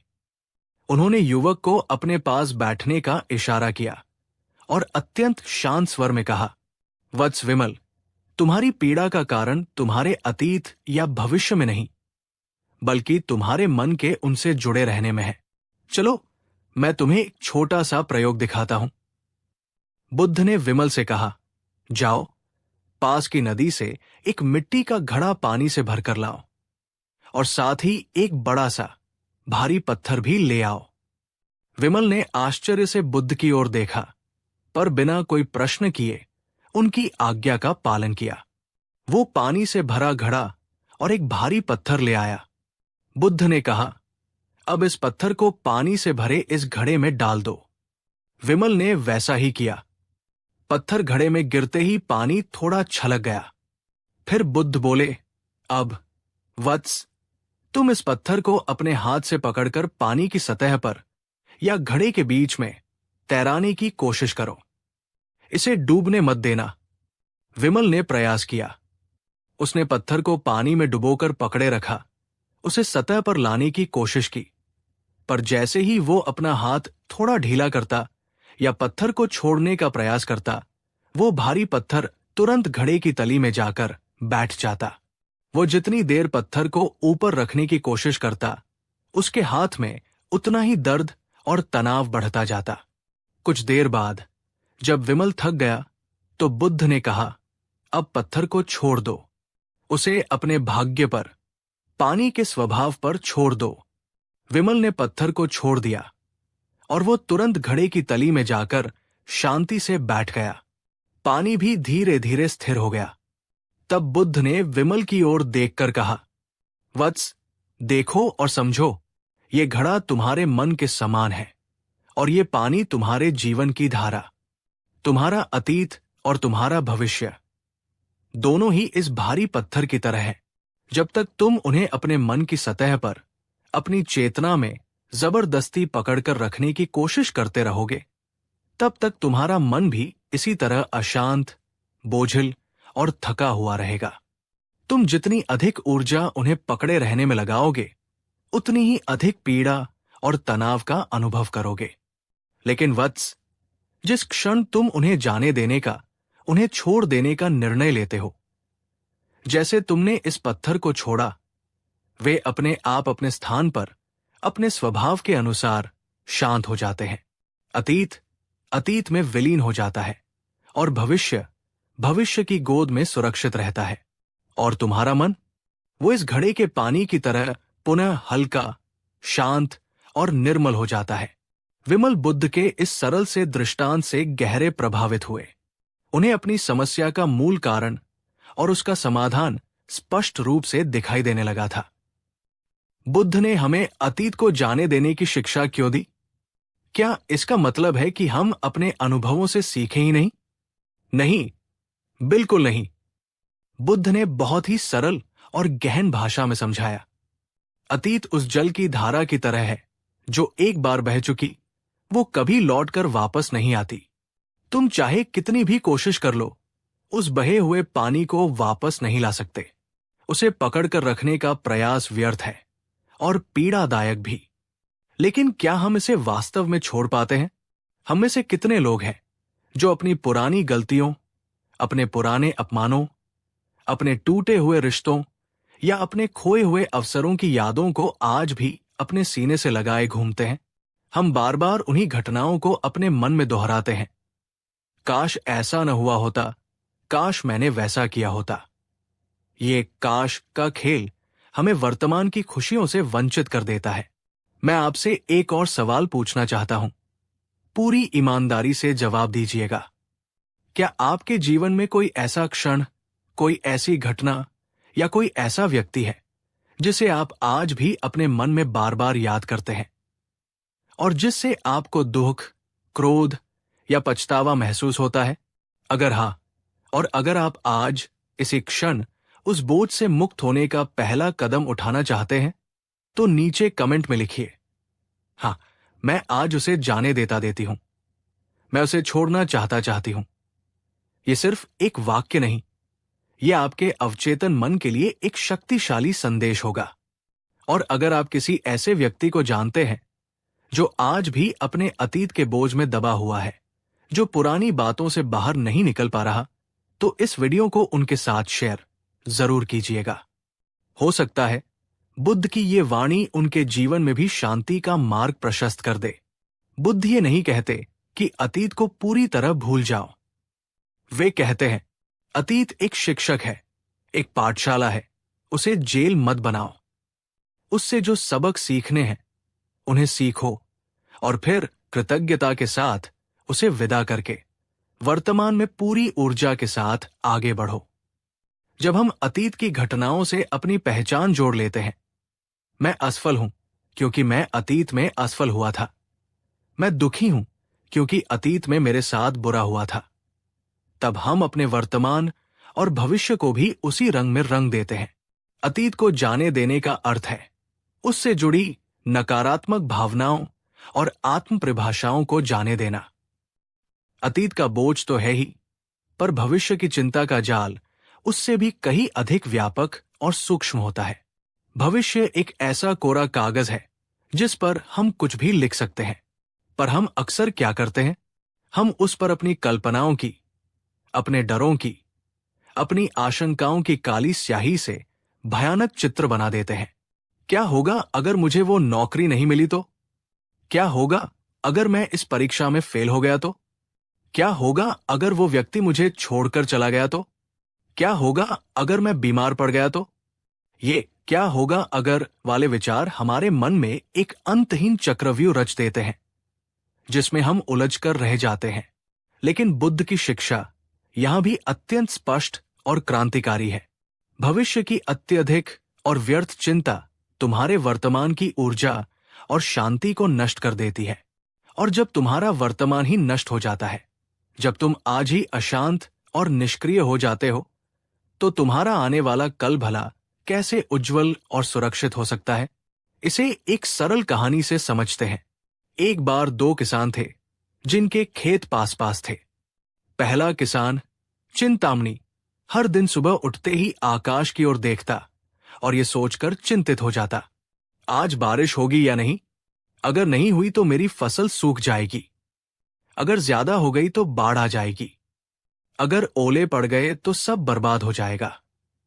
उसकी सारी ऊर्जा, उसका सारा ध्यान, उसकी सारी मेहनत इसी चिंता में घुल जाती थी। वो ठीक से काम भी नहीं कर पाता था और हमेशा तनाव में रहता था। दूसरा किसान था कर्मयोगी, वो भी सुबह उठता, आकाश को देखता, पर वो सोचता, आज का दिन मिला है, आज मैं अपना सबसे अच्छा काम करूंगा।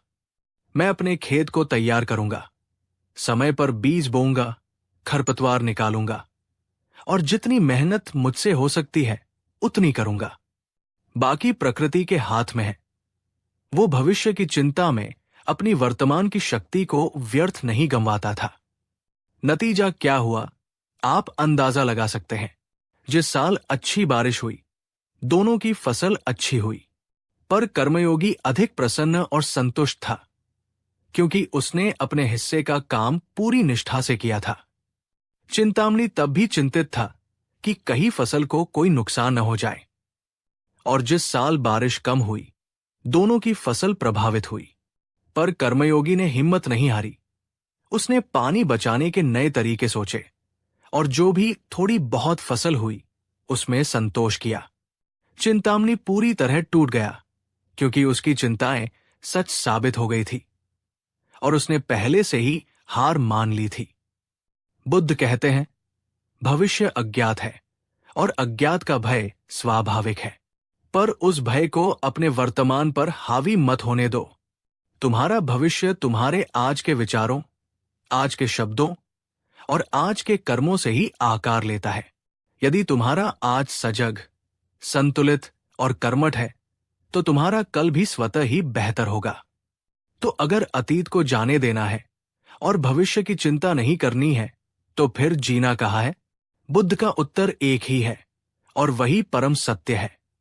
वर्तमान क्षण में अतीत एक स्मृति है, भविष्य एक कल्पना। जीवन केवल वर्तमान क्षण में ही घटित होता है। जो व्यक्ति वर्तमान में पूरी सजगता और होश के साथ जीता है, वही सच्चे अर्थों में मुक्त और आनंदित होता है। जरा एक पल रुककर सोचिए। आप अभी इसी क्षण ये वीडियो देख रहे हैं, मेरी आवाज सुन रहे हैं, आपकी सांसें चल रही है, बिना आपके किसी प्रयास के। आपके हृदय की धड़कन चल रही है, एक लय में। आपके चारों ओर जीवन स्पंदित हो रहा है। तो क्या ये एक चमत्कार नहीं है? क्या ये क्षण अपने आप में पूर्ण और अद्भुत नहीं है? हम अक्सर बड़े बड़े चमत्कारों की तलाश में रहते हैं, पर जीवन का सबसे बड़ा चमत्कार तो हर क्षण हमारे साथ घटित हो रहा है। हमारा जीवित होना, हमारा अनुभव करना, हमारा महसूस करना। पर हम उसे देख नहीं पाते, क्योंकि हमारा मन या तो अतीत के खंडहरों में भटक रहा होता है या भविष्य के हवाई किलों में। चलिए मेरे साथ एक छोटा सा पर बहुत शक्तिशाली प्रयोग करते हैं। अभी इसी समय, जहां भी आप हैं, जैसे भी आप हैं, बस 1 मिनट के लिए अपनी आंखें बंद कर लीजिए। अपना सारा ध्यान अपनी आती जाती श्वास पर ले आएं। महसूस करें कैसे हवा आपके नथुनों से अंदर जा रही है और कैसे बाहर आ रही है। किसी भी विचार को पकड़े नहीं। न अतीत की कोई बात सोचें, न भविष्य की कोई चिंता। बस इस क्षण में अपनी श्वास के साथ रहें। कैसा लगा? क्या आपके मन में थोड़ी सी भी शांति, थोड़ी सी भी स्थिरता का अनुभव हुआ? अगर हां, तो नीचे कमेंट में जरूर लिखना, मैं अब में जी रहा हूं, या आई एम प्रेजेंट। ये आपके लिए एक अनुस्मारक होगा। वर्तमान में जीने का अर्थ आलसी होना या भविष्य की योजना न बनाना नहीं है। इसका अर्थ है, जो भी कार्य आप इस क्षण में कर रहे हैं, उसे पूरी एकाग्रता, पूरे होश और पूरे आनंद के साथ करना, बिना अतीत के पछतावे या भविष्य की चिंता के। बुद्ध ने अतीत के बोझ और भविष्य की चिंता से मुक्त होकर वर्तमान में जीने की कला सिखाने के लिए जो सबसे शक्तिशाली उपकरण हमें दिया, वो है ध्यान, मेडिटेशन। ध्यान कोई रहस्यमय क्रिया नहीं है। नहीं, ये केवल साधु सन्यासियों के लिए है। ये मन को प्रशिक्षित करने का एक वैज्ञानिक तरीका है, जिससे वो अतीत और भविष्य की व्यर्थ यात्राओं से लौटकर वर्तमान क्षण में स्थिर होना सीखता है। बुद्ध के अनुसार ध्यान का अर्थ है विचारों की अंतहीन दौड़ को रोकना नहीं, बल्कि उन विचारों के प्रति सजग हो जाना, उन्हें देखना और उनसे अपनी पहचान न जोड़ना। ध्यान का अर्थ है मन का साक्षी बन जाना। जो हो रहा है उसे बिना किसी राग या द्वेष के, बिना किसी प्रतिक्रिया के बस देखना। जब हम नियमित रूप से ध्यान का अभ्यास करते हैं तो क्या होता है?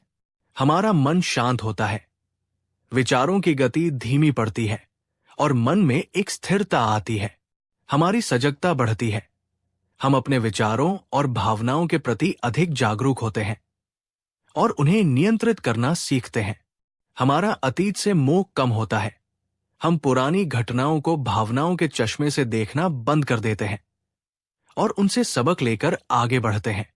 हमारी भविष्य की चिंता कम होती है। हम ये समझते हैं कि भविष्य हमारे वर्तमान कर्मों पर निर्भर है और हम अपने आज पर ध्यान केंद्रित करते हैं। हम वर्तमान क्षण का आनंद लेना सीखते हैं। जीवन की छोटी छोटी खुशियां हमें दिखाई देने लगती है। आप भी इस अद्भुत उपकरण का लाभ उठा सकते हैं। प्रतिदिन सुबह उठकर या रात को सोने से पहले बस 10 से 15 मिनट शांत स्थान पर बैठकर अपनी आंखें बंद करें और अपनी सांसों पर ध्यान केंद्रित करें।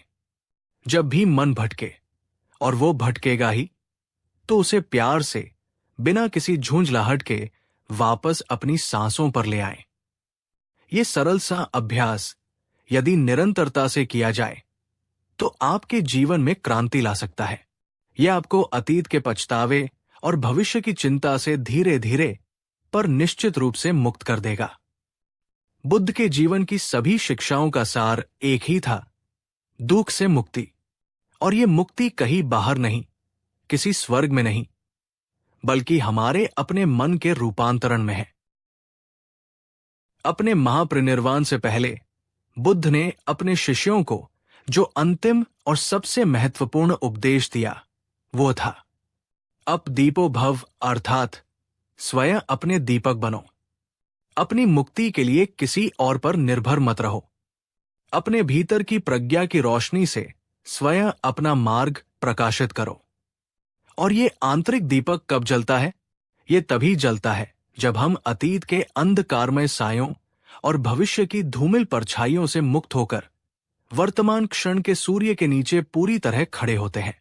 इसका मतलब है, मुक्ति कोई ऐसी चीज नहीं है जो मृत्यु के बाद मिलेगी। मुक्ति कोई ऐसी अवस्था नहीं है जिसके लिए बरसों की कठोर तपस्या करनी पड़े। मुक्ति एक चुनाव है जो हम हर क्षण कर सकते हैं।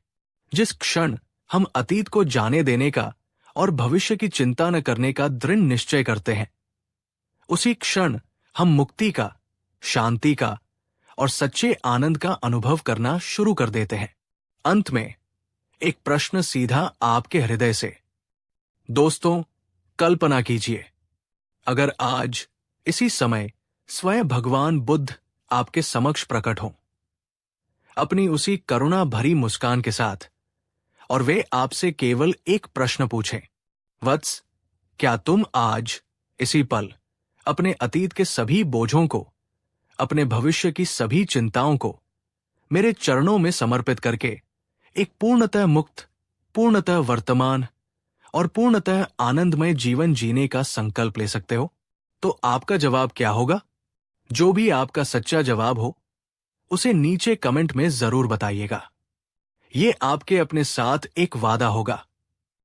मेरे प्यारे साथियों, अगर बुद्ध की ये गहन शिक्षा, ये जीवन बदलने वाला संदेश आपके हृदय को छू पाया हो, अगर आपको लगा हो कि इससे आपके जीवन में थोड़ी भी शांति या एक नई दिशा मिल सकती है, तो इस वीडियो को अपना स्नेह देते हुए इसे लाइक जरूर करें। आपका एक लाइक हमें और ऐसी ही आत्मा को शांति देने वाली कहानियां और शिक्षाएं आप तक लाने की असीम प्रेरणा देता है। इस ज्ञान के प्रकाश को और फैलाएं।